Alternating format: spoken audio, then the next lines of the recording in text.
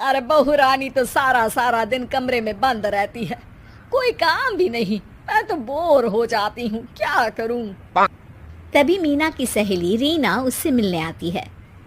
अरे मेरे घर का भी यही हाल है, बेटा ऑफिस और बहू कमरे में बंद, समय काटे नहीं कटता।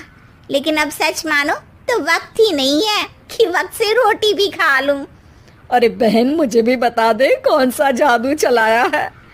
मैं भी अब जिंदगी के बचे कुचे दिन आराम से काट लूं। दीवारें देख देख कर तो बोर हो गई हूँ मैं। रीना मीना को एक स्मार्टफोन देती है।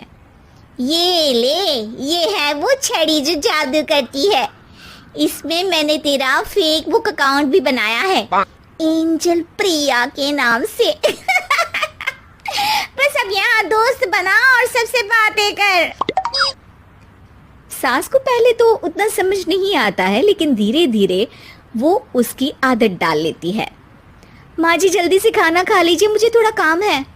अरे तू जा, मैं खा लूंगी, अभी वक्त नहीं है। और सासू माँ मोबाइल में मुंह गड़ाए जवाब दे देती है। बहू समझ ही नहीं पाती और वहां से कमरे में चली जाती है। अचानक सास को किसी प्यारी पिंकी की फ्रेंड रिक्वेस्ट आती है। अरे वाह, ये तो कोई प्यारी सी लड़की लगती है, बात करती हूँ। सास फ्रेंड रिक्वेस्ट अपनाकर बात करने लगती है। अब क्या था, सास सारा दिन उस सहेली से बात करती, अपनी कहती उसकी सुनती। एक दिन सास फोन पर ही सरगड़ाए। अरे बहू, जरा मंदिर के लिए थाली सजा दे, आज कीर्तन है। बहू फोन पर किसी को मैसेज टाइप करते कहती है।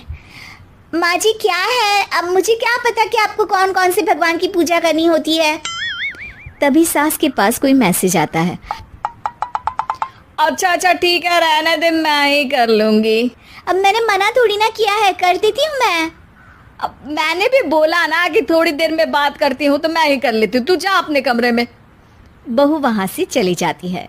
सास मंदिर पहुंचती है और मंदिर की सीढ़ियों पर बैठकर सास फोन पर लिखती है। अरे मेरी बहू सारा दिन अपने कमरे में बैठी रहती है। वहां से रिप्लाई आता है।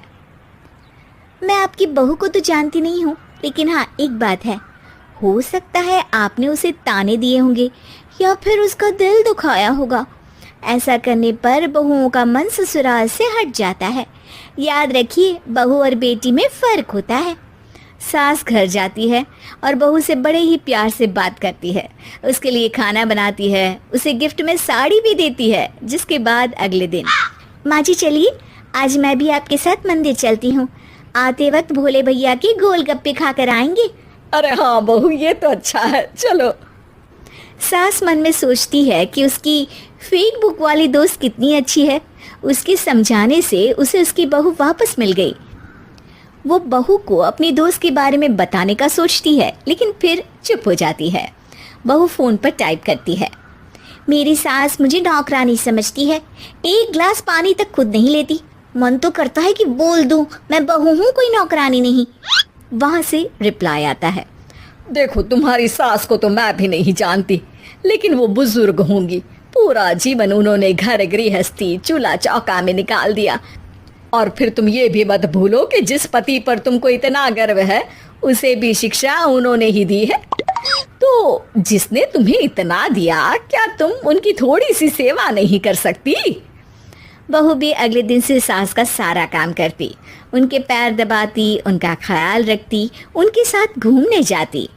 एक दिन सास, बहू ये लो मेरा हीरे का हार।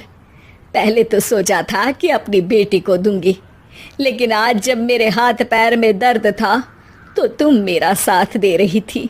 समय पर खाना पानी देकर तुमने ही मेरा बुढ़ापे में साथ दिया। उसके हिस्से का बहुत कुछ मैं उसे दे चुकी हूँ, लेकिन ये अब तेरा। बहू तो ये देखकर खुशी से उछल ही जाती है। वो सास को गले लगाकर कहती है, माँ जी आज सच में बहुत अच्छी है। भला हो उस एंजल प्रिया का जिसने मुझे आपसे वापस मिलवा दिया, वरना मैं तो हमेशा आपको गलत ही समझती। मैं तो सोचती थी काश वो एंजल प्रिया मेरी सास होती। क्या नाम लिया बहू? एंजल प्रिया तेरी फेसबुक फ्रेंड है? हाँ माँ जी, वो बहुत अच्छी है। उन्होंने ही मुझे बताया कि सास की कीमत क्या होती है। अरे बहू, कहीं तू प्यारी पिंकी तो नहीं? जी माँ जी, मैं ही हूँ प्यारी पिंकी। क्यों?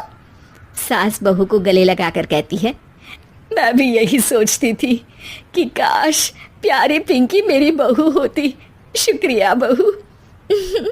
सासू माँ, शुक्रिया तो हम दोनों को फेसबुक और सोशल मीडिया का करना चाहिए, जिसने हम दोनों को एक दूसरे से दिल से मिला दिया।